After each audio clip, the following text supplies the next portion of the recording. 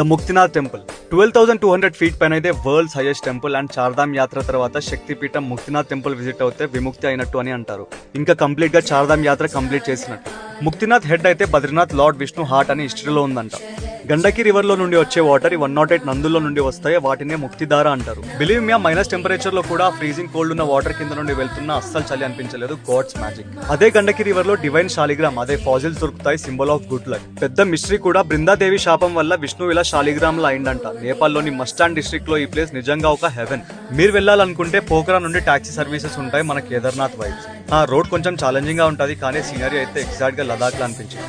ఆ హిస్టరీ, ఆ ప్లేస్, ఆ ఆరా, పాజిటివ్ వైబ్రేషన్స్, చుట్టూ వరల్డ్స్ హైయెస్ట్ మౌంటైన్స్, గ్రాఫిక్స్ లో ఉన్న ల్యాండ్స్కేప్స్, ఆ ఆక్సిజన్ కూడా లోపలికి వెళ్ళి ఒకటే హమ్ చేసింది. Her her Mahadev.